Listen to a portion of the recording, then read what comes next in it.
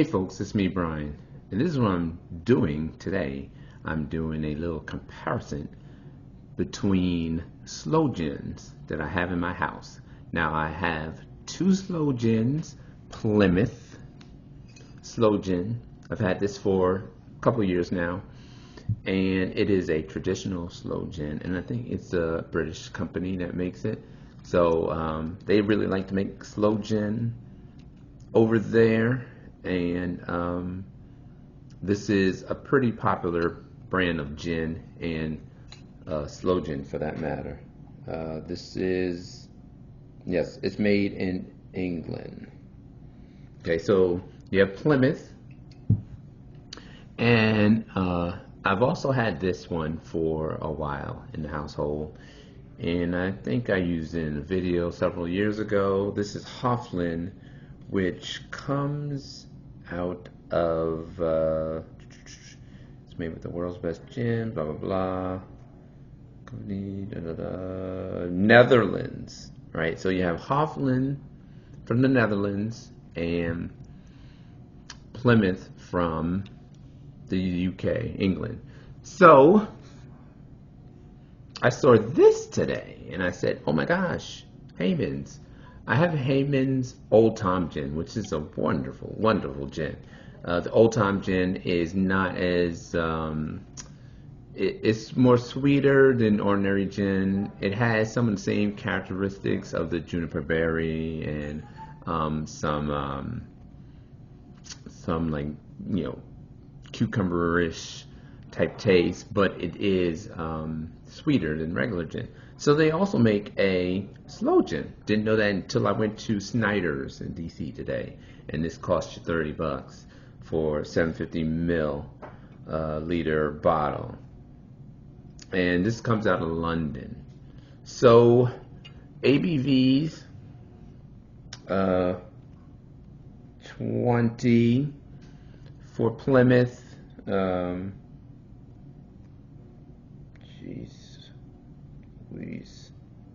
26 for Hofland and 26 for Hayman. Let me make sure this. I think this is 26. I think this is 20. I'll be back real quickly, folks.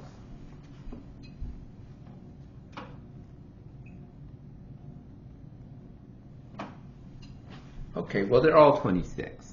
They're all 26 alcohol by volume.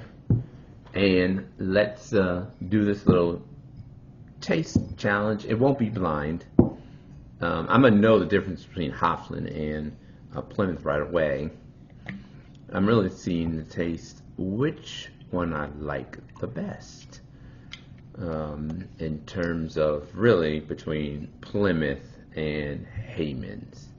And because Hofland is really sweet, and it's no better than I think I got Kuiper's sloe gin, which was really like red syrup. Like it reminded me of if you go to IHOP and you have pancakes, and you know you have the little pancake syrup thing on your table, and they have like blueberry, strawberry, and just regular. That's what the I think it was the Kuiper's is like. And Hofland's is very similar. It's just overly sweet. So like I said, I'm not doing a blind taste test because I'm already gonna know what Plymouth tastes like. Plymouth is darker. It has a little bit of gin smell to it. Like a cherryish, and it has like a sour taste. Hofland is lighter. So if you look at Hofland versus, this is my Plymouth, this is Hofland. It's lighter, sweeter, more berry-like, and this is Hayman's. All right, so this is Hayman's. Is sort of like Hofland's in terms of its color. Right, so the darkest is Plymouth. The next darkest is Hayman's, and then the lightest is Hofland's. And It's more subtle. I'm thinking Hayman's is going to taste like Plymouth because it's more of a subtle sweetness, and I feel like there's going to be some acidity. I smell like some acidity, some sourness that's going to be in there, some tartness like what's in Plymouth. So let's waste no more time. Prost, my friends. Let's go with Hofland's first. Sweet, very like kind of sharp alcoholic taste. Now with Plymouth, yeah, it has that tartness, lemon, like a lemon tartness. Still a little bit sweet, not as boozy as Hofland. And last but not least, Hayman's.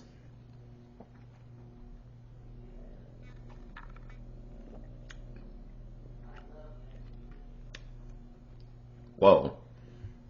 Well, so I wasn't expecting that.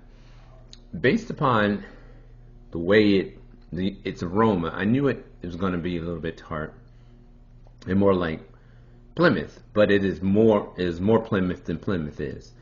It is very, very sharp and it has a very intense tart taste.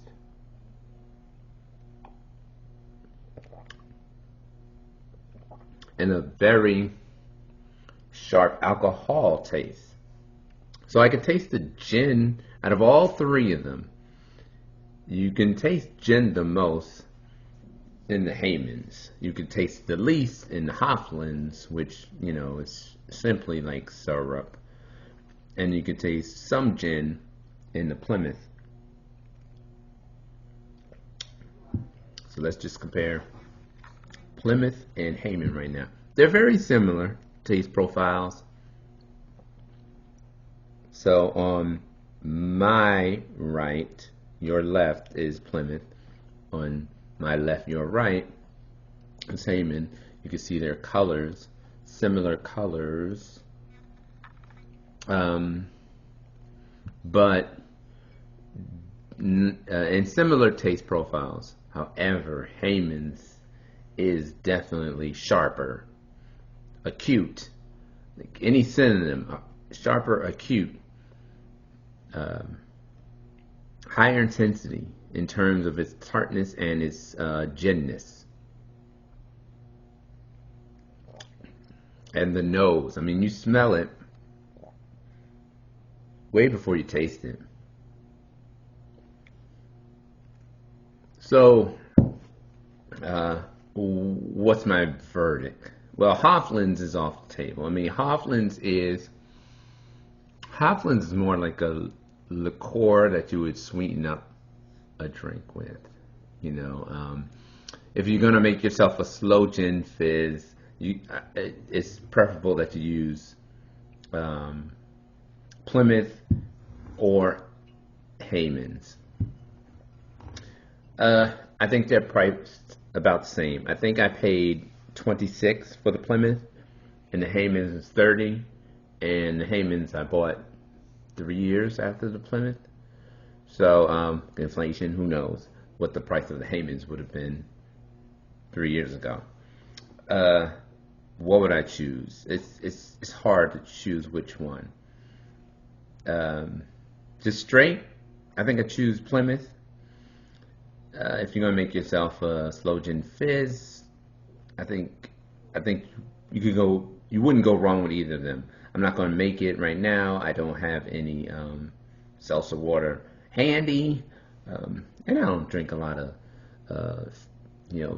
fizzy drinks. You know, essentially fizzy drinks, you dilute in alcohol and the sweetness of them. So I don't do a lot of fizzes. I kind of drink things straight or use them as a sweetener, or if I'm gonna make something like fizzy, I'll use like ginger beer or ginger ale that add some like sweetness to it. So I think they're both good products. I think you can't go wrong with either Hayman's or Plymouth. I think since they come from the same region of the world, and they're probably produced similarly, and they're in the same competing market, the English market. And I don't think you can go wrong with either of them. I think if you like a softer taste profile, go with Plymouth. If you are hardcore sloe gin and you drink sloe gin fizzes like there's no tomorrow, probably go with the Hayman's.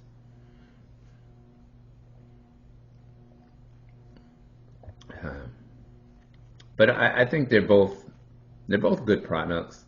You just got to know what you are getting when you get sloe gin. If you think you're gonna get authentic, or as they call it, traditional, right? If you're gonna get traditional sloe gin, it's gonna taste more like Plymouth or Hayman's. It's not gonna taste like Hofland. That is just too sweet. And there is a price point difference. I think the Hoflands might have cost me $12, so it costs half the price of Plymouth and Hayman. But it's very sweet. So there you have it, folks. Another review in the books. I've done a tasting of sloe gins, Hayman's versus Plymouth versus Hofland. And the verdict is go with Plymouth if you could find it. Sloe gin is pretty hard to find. It's not very, it's not ubiquitous. You don't see it a lot in liquor stores at all. You have to search high and far for sloe gin, real sloe gin. Stay safe, stay sane, and I will see you on the next video.